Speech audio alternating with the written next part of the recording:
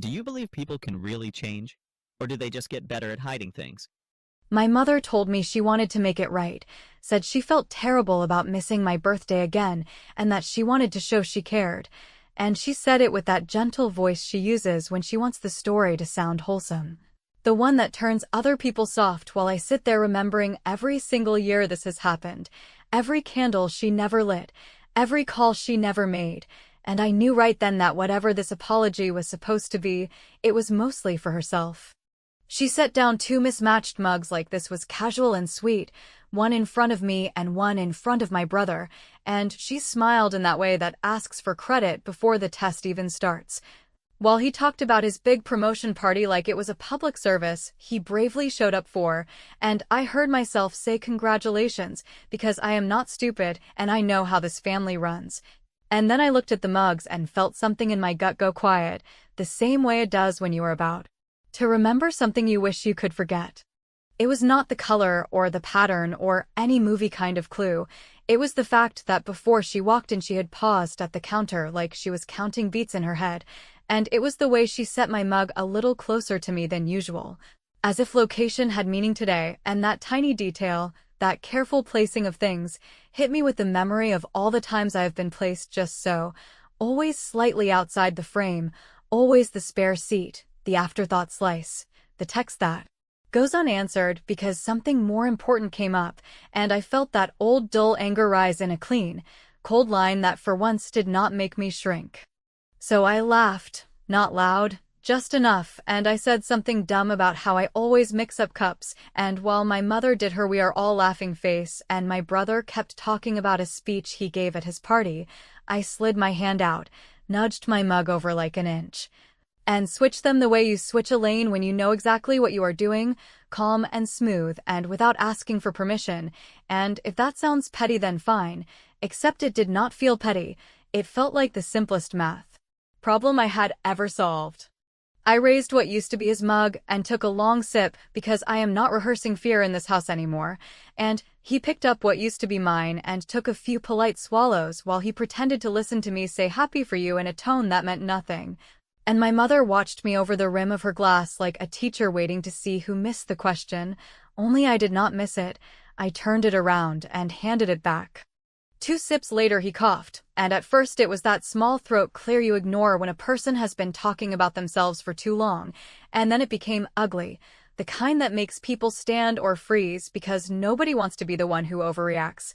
And in that beat where the air went tense I put my mug down and looked straight at my mother, and she did not look at him. Not first. Not the way a mother would if she were worried. She looked at me, so directly it felt like a grip on my collar, and there was something in her face I have never been given from her before. Something like crystal honesty, and I thought, oh, so this is the part where we finally tell the truth without any words. I reached for a fork and cut a bite of the cake she bought for his promotion, the celebratory one with the big frosting message that somehow appeared on our table 2 days after my birthday passed without so much as a candle. And I let the bite sit on my tongue while my brother tried to catch his breath and knocked his knuckles against the table as if the wood could lend him air, and I kept my eyes on my mother because it felt important that she see me calm, that she understand I was not performing panic for anyone, not anymore. She moved a step like she might circle the table, then stopped, and the look she gave me did not ask for help, did not ask for mercy, did not even ask for understanding. It asked a single question I have been answering my whole life without knowing it.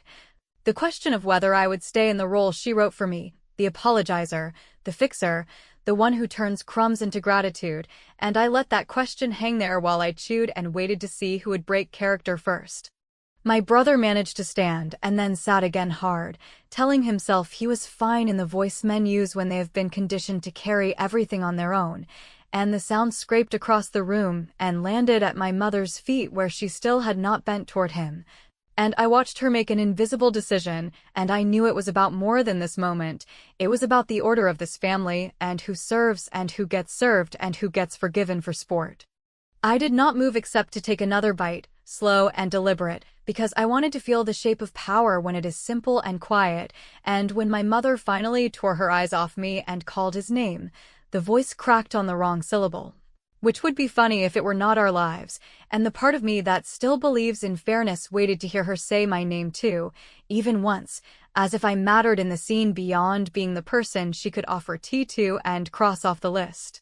The room went still in that dense way arguments do right before somebody does something they cannot undo, and I understood that what was happening was not a crisis in the usual sense, it was a test written a long time ago. And for the first time I was not here to act it out, I was here to grade it. He coughed again, this time a rattling mess that made his eyes water and his voice break, and my mother reached toward his mug as if the answer might be written on the ceramic, and when she did, her sleeve brushed my wrist and her hand shook, not from fear, not exactly, but from recognition, and I realized she knew exactly which cup had been meant for which person. I lifted my fork one more time, brought the cake to my mouth, and held her gaze while I chewed, every second a sentence she could read without any translation, and when I swallowed, I set the fork down and said, in the calmest voice I possess, that the tea was thoughtful. Really, and that the taste was interesting, and the way she flinched told me we were done pretending this was a normal evening. She opened her mouth, shut it, opened it again, and I could see the lines of her choice arranging themselves like a path she did not want to walk, and I let the silence make space for the truth we had both carried alone for too many years. Because whatever was supposed to happen next would belong to her, and for once, I was not going to rescue anyone from it. He did not end up in an ambulance, which is the line my mother clung to the next morning when she called to make sure the version of events stayed small. Because after a glass of water and sitting very still he started breathing easier and said he must have swallowed wrong, and she nodded and echoed it and kept repeating that nothing serious had happened, while my own chest buzzed with that strange alert feeling you get when your mind knows there is a pattern and it is close to the surface, and you can almost touch it if you stop letting the louder voices tell you to be reasonable. I let her talk, because when you let her talk you see how she tries on stories like outfits, and the one she liked best was the one where I was oversensitive and Daniel was brave, and she was the steady mother who handled minor crises with grace. And I said uh-huh and kept my voice flat while my head replayed the exact moment she looked at me before she looked at him, and the exact way her hand hovered over the mug in front of me the way a person hovers over a switch, and the exact little pause at the counter before she brought those cups out like she was timing a cue. After the call I went back to the kitchen because I had cleaned up on autopilot the night before, and I wanted to see what I had missed, and I am not a detective. I am just a woman who has learned that proof is the only language that gets heard in a family where one child is a myth and the other is a mirror, and in the trash I found the tea box sleeve my mother hides behind the nicer canister when guests come over. The one with a label about deep rest and calm nights and do not combine with certain medications in small print you would miss if nobody ever watches for your safety, and beside the sink there was one tag from a bag with that brand and one tag from the basic black tea she keeps for Daniel, because he says herbal stuff tastes like lawn clippings. And that tiny mismatch lined up with the image of her refilling only one mug at the stove before she called us in.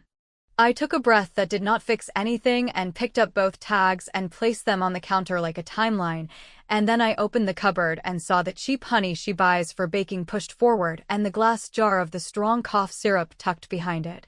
The one with a warning about drowsiness and not operating machinery, and I did not need a lab report to read the intent, because this was not care, this was management, this was her favorite tool dressed in sweetness, and it hit me. That whatever she thought she was doing, it was meant for me, not for him, and the only reason it swerved was because I refused, for once, to sit where she put me. I called Daniel to ask how he felt, and he gave me the voice menus when they have decided that the only acceptable response is fine, and he added a joke about aging and bad tea, and said Mom handled it like a pro. And I said nothing about the tags or the box because I wanted to test something, so I asked if he remembered which mug he had used, and there was a pause because he never notices details like that, and he said the blue one. And I said interesting because the blue one is usually mine. And he laughed and said maybe we switched, and the way my mother's story would not allow that switch is the exact point where it begins to fray. When she called again that afternoon to check whether I had calmed down, I told her I was baking and that the tea had an unusual aftertaste and that maybe she should toss that box. And I listened to the hitch in her breath and the way she recovered with a bright hum about wasting food, and I knew I had the thread I needed to pull, not to take her to court or start a fight that ends in nothing, but to do the kind of quiet damage that only the truth can do once it is nudged into the open.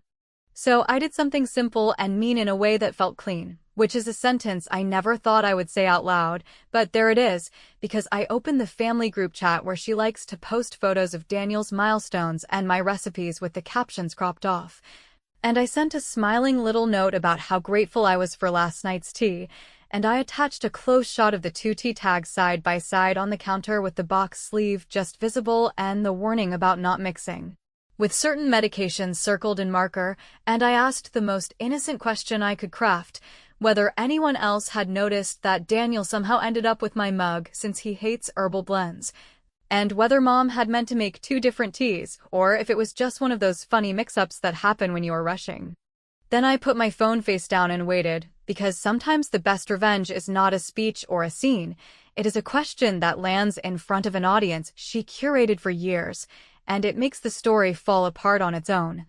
And when the typing bubble started and then stopped and then started again without a reply from her, I realized I had just moved the conversation from her kitchen to the only room she cannot stage manage, and that, finally, felt like step one. The group chat stayed silent for almost a full day, which in my family is not normal because usually my aunts and cousins will jump in with recipes or congratulations, or at least a string of hearts, when my mother posts something about Daniel's career. But this time there was just a flat line of seen by everyone and no replies, and that silence worked harder than anything I could have said, because my mother thrives on keeping the conversation moving fast enough that nobody stops to notice who benefits. When she finally broke the pause with a casual post about Daniel's promotion photos, the tone was off, thinner than usual, and you could tell she was forcing cheer while ignoring the fact that I had asked a question nobody wanted to answer in writing. I knew better than to press right then, because the trick with my mother has always been patience, so instead of challenging her directly I called my cousin, the one who has lived in the shadow of her older brother too, and I asked her if she thought it was strange that Mom would brew two different teas for a casual dinner, and she laughed in that tight way people do when they feel something land but are afraid of naming it, and she said maybe Mom was distracted, maybe I was reading too much.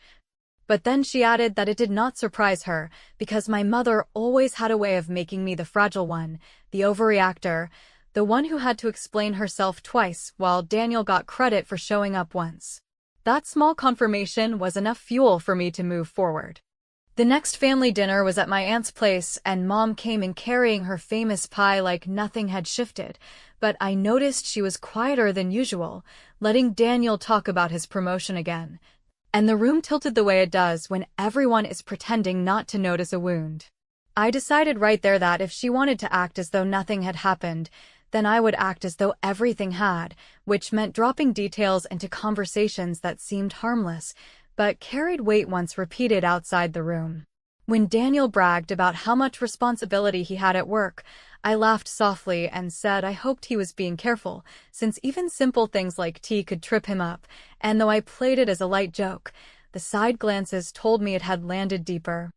Over the next weeks I started seeding comments with relatives, not lies, never lies, just the kind of truths that my mother works hard to keep behind closed doors. I told my aunt how strange it was that Mom had insisted the incident was nothing serious when Daniel had been coughing so violently he could not breathe for a full minute. I told my cousin that Mom seemed almost annoyed at the idea of throwing me a birthday dinner while she spent weeks planning Daniel's party. None of it was exaggerated, but by sharing those pieces in casual tones, I began shifting the spotlight off of Daniel's golden boy glow and onto the cracks my mother never wanted the family to see. At the same time, I started playing another game. Daniel's company had recently started hiring relatives for part-time roles, and at one family gathering he mentioned that a colleague had asked whether his family ever noticed how competitive he could be. I tilted my head and said that was funny, since Mom often joked about him being fragile and needing constant support, and though he brushed it off in the moment, I knew the comment would echo in his head later. especially once it found its way back to his workplace through the usual family-to-friend pipeline. My mother tried to counteract this by talking louder, inserting herself into conversations with her usual script about how proud she was of Daniel, but the more she insisted, the more strained it sounded, like someone insisting a glass was spotless while everyone else could see the fingerprints. She even pulled me aside once, her hand firm on my arm, and told me sharply to stop undermining my brother, to which I smiled and said I was only repeating what I had seen or heard from her, nothing more. And the way her jaw clenched told me she knew she could not correct me without admitting too much. The turning point came at another group dinner when I, accidentally, brought up that Mom had once said Daniel should not overdo it at work since he gets flustered easily, and I framed it as though I thought it was caring advice. Daniel froze, asked when she had said that, and Mom stammered through a cover about joking around, but by then the seed had been planted in him, and the room felt the weight of his doubt. Watching him shift uncomfortably in his chair while Mom scrambled to smooth it over was the exact moment I knew the balance was finally changing. By the time dessert was served, I had stopped talking altogether, because sometimes silence is the most dangerous tool, especially when you let others fill it with their own suspicions. I looked at my mother across the table, and for the first time in years, she looked small, like someone playing defense instead of calling the shots, and I realized the spotlight was no longer on me being the problem. It was on her, flickering in ways she could not control, and Daniel's eyes were beginning to turn toward her not with admiration, but with questions. That was when I understood I had pulled the rug just far enough that the next slip would not be mine. The next celebration arrived like they always do in this family, with a calendar invite from an aunt who tries to keep the peace and a group thread full of cheerful confirmations that feel more like assignments than choices. And my mother showed up early with her perfect smile and that pie she uses as proof of character, while Daniel walked in 10 minutes later and started telling a story about a senior manager who called him a rising star. And everyone nodded like they were listening to the whether because we have all heard this before, only this time there were a few new faces from his office mixed in, people who were polite enough to bring a bottle and curious enough to listen closely when the family started talking. I had decided long before I rang the doorbell that if my mother wanted a rerun, I would use the syndication rights and sell a different version to a new audience. So I carried in a small gift bag and asked my aunt if I could have a minute at dessert for a simple toast. Nothing dramatic, just a thank you for coming together to celebrate Daniel and how far he had come, which sounded gracious, because I have learned to hide a blade inside a compliment and pick the moment carefully. When cake plates went out and the room settled into that low hum where people soften their voices and lean into their chairs, I stood with my glass and kept it casual, said I was proud of my brother even if I teased him sometimes, said he worked hard and deserved good things, and then I held up the gift bag and pulled out a shiny travel mug with a big lid and a label that read, in a cheerful font, "Herbal Only," which got a quick laugh from the colleagues and a tighter one from the relatives who knew the reference, and I said it was a practical joke with a practical purpose, since he had that little episode with T a while back, and I did not want him to end up in trouble just because someone mixed blends by accident. The colleagues glanced at each other because nobody likes the phrase little episode near a promotion, and my mother leaned forward and chirped about a silly mix-up, and I said yes, so silly, especially since Daniel hates herbal. And I paused just long enough for the room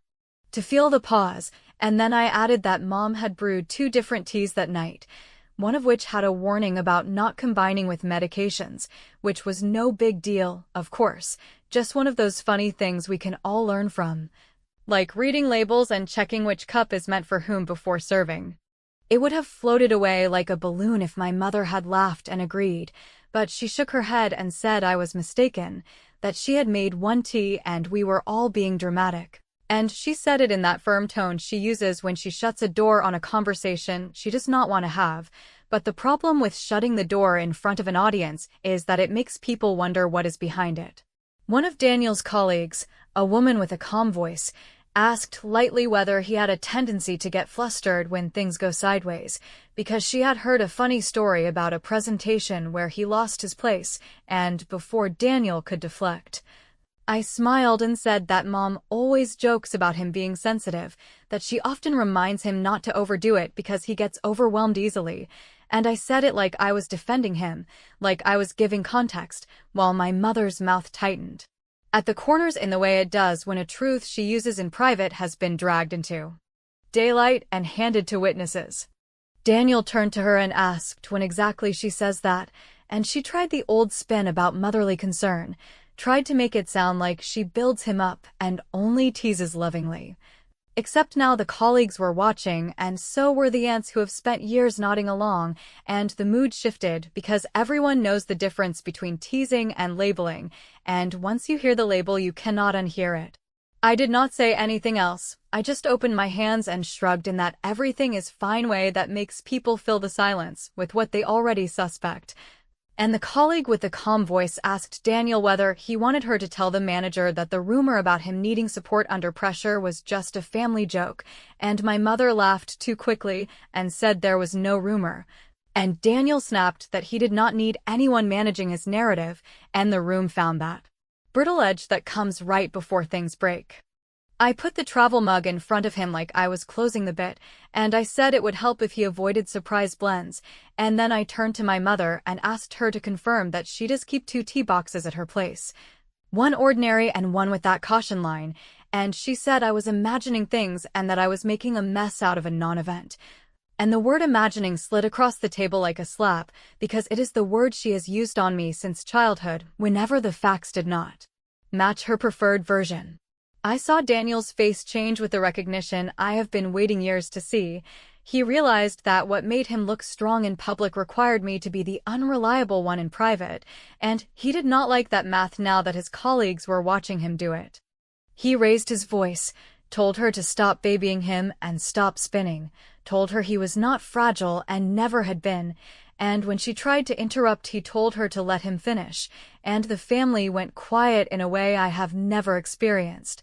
Because if Daniel is the golden one, then the rule has always been that he never has to raise his voice to be heard, while I have had to shout and then apologize for the volume, and now he was shouting at the very person who made sure he never had to, and it looked and sounded ugly in a way that belonged to them, not to me. My mother shot me a look that could have cut glass, and then reached for her purse to fish out her keys, except when she pulled back I caught the quick flash of a tea sachet folded inside a small baggie and a travel-sized bottle with a child-proof cap. And my stomach went cold and then steady, because whatever she had planned to keep me soft and quiet had not changed. She had just missed her first attempt, and I understood with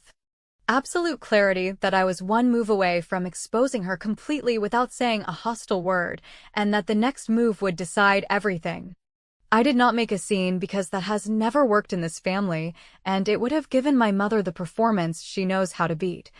So I waited until the chatter settled and the plates were half empty and the colleagues had relaxed into that listening posture that makes people honest without realizing it.